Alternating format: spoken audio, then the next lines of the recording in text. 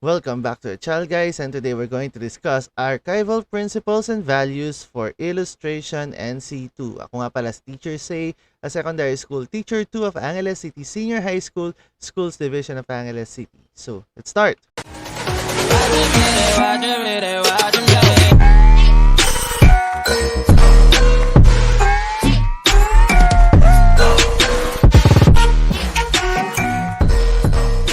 Archival principles and values. This would be our lesson for today, a continuation of the last week's previous lesson.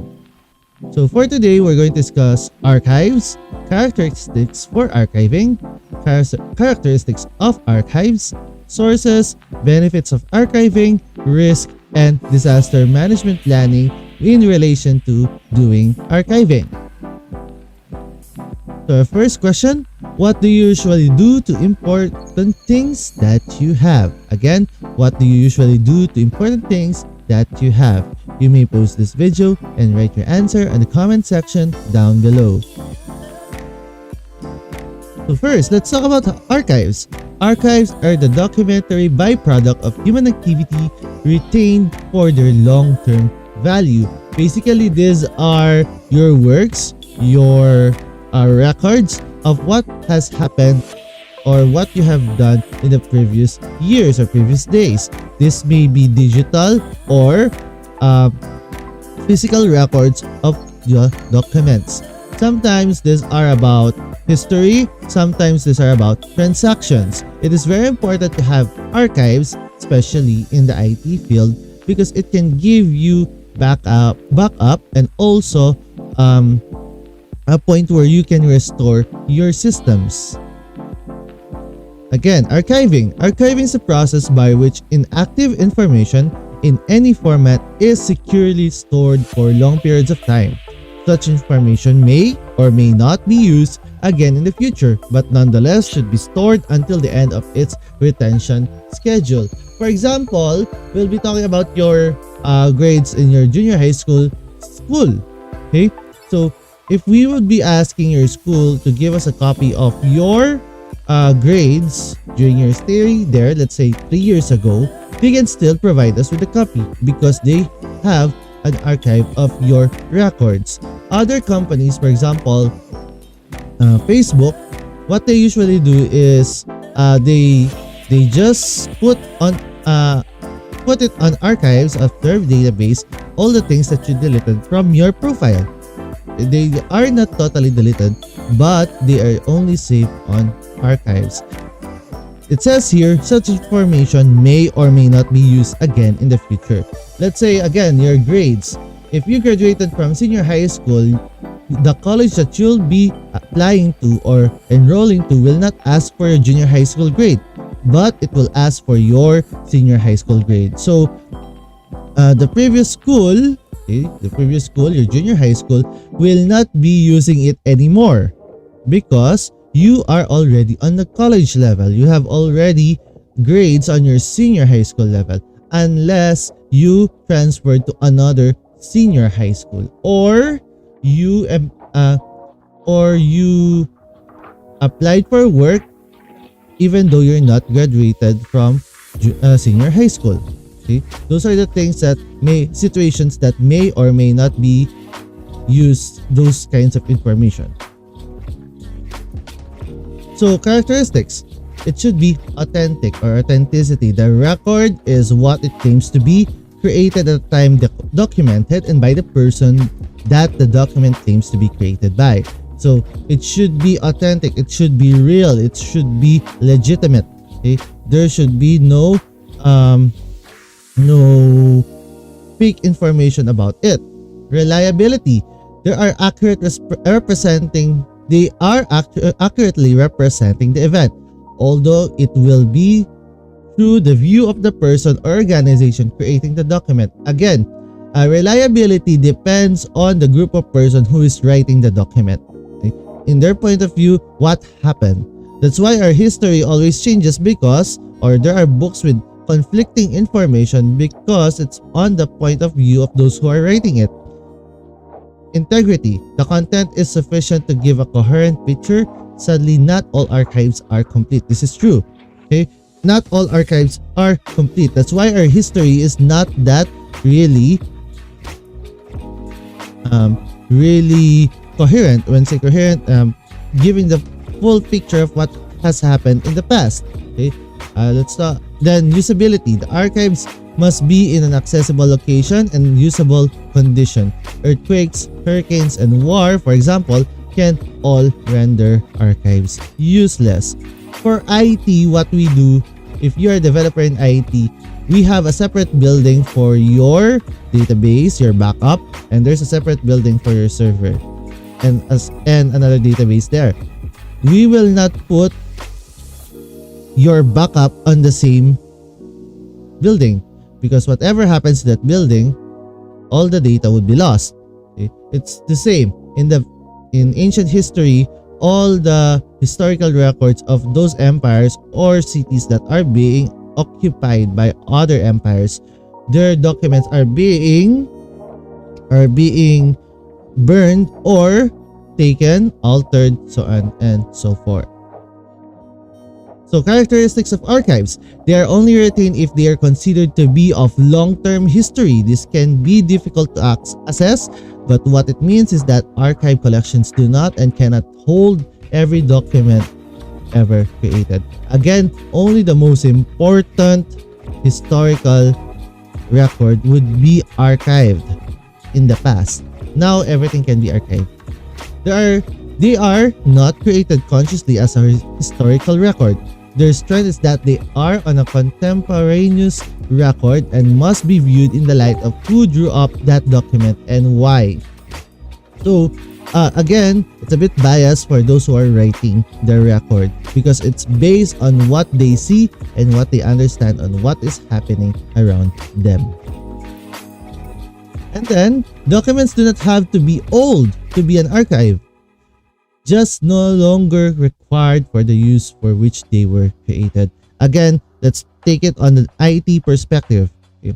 Not everything about, let's say, a transaction can be shown on the ledger. For example, you created a system for accounting. Not everything would be shown there. Previous years, most of the time, are put on archives. So, only the recent ones are shown to you, but all the transactions are already there. It's not necessarily old. When you say old, there are years behind them. Sometimes days old data can be archived already. They come in a wide range of analogic and digital media, not just paper documents. Archives encompasses written documents, electronic resources like websites and emails, photographs and films, and sound recordings. In the past, it's only written documents, but now, even digital documents. So, what are resources? Government. Number one is government, of course. All laws are already archived so that whatever happens, laws are preserved already. And also the Constitution. Courts and judicial bodies, all cases, all resolutions, all verdicts are already archived after each case was done. Businesses, all transactions, all ledgers, okay, all checks that are records of checks, records of money that are being used or coming into the business are already archived. Trade unions and workers' bodies, basically all the resolutions, all the meetings that they done on those unions or those bodies are already recorded or what we call archived. Religious organizations, the biggest archive that everyone knows is the Vatican archives. Okay? In the Vatican archives, after a pope died, if I'm not mistaken, 50 years before you can before they will open all the documents that pope had created. For example, Pope John Paul II, he is the recent pope that died, okay, or left the office. His works are sealed in the Vatican archives for the next 40 plus years after his death. 50 starting from his death, then it will be reduced. Okay, after 50 years of his death, we can know what really happened during his reign as the Pope of the Roman Catholic Church.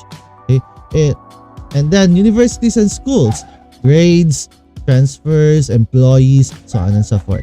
Military bodies, strategies, maps, intelligence, orders are already archived once they are being used. Theaters, filmmakers, and performing groups, we're part of this one because we are creating illustrations for, let's say, theater groups or even films. Charities, campaign bodies, and volunteer organizations, whatever money went inside the charity, it will be recorded. It will be put on archive. Communities also, let's say, what do you call this one? The subdivision. Homeowners, if they have new resolutions, new rules to follow in that community, they should be archived so that they could be used as reference in the near future. Arts organization, of course, let's say the Mona Lisa would be archived in the future so that it can be preserved. Your works can also be archived, your digital works. You can just upload it on a cloud-based storage. So benefits of archiving. First, prevent data loss. Of course, we don't like this to happen, especially if you're a digital artist. You don't want your work to be corrupted because of a certain virus, because you forgot to turn off to close the application properly or save your work properly. Legal requirements. So for example, Facebook is archiving all your posts. It is bound by law to present those archive posts if the court releases an order. Let's say you post against some individual and he or she use cyber libel, sued you for cyber libel. The court can give an order to Facebook to produce those posts if they are really there. Increase security. If of course, let's say the PSA is hacked, let's say that happened, all our data are being deleted and everyone needs their birth certificate, the PSA already have a backup for that one so that the transactions can still continue. Your information are safe even though they are deleted by someone. So risk, we have fire, flood, theft, and unauthorized access. Those are the common things that might destroy your works or destroy your data. And disaster management planning is being used so that you can plan before, during, and after a disaster or an emergency. Let's say if you watched 2012, the movie 2012, wherein all the important artworks are being put into bunkers, into underground shelters, so that if everything is done, the population is back, the next generation can see those works like the Mona Lisa.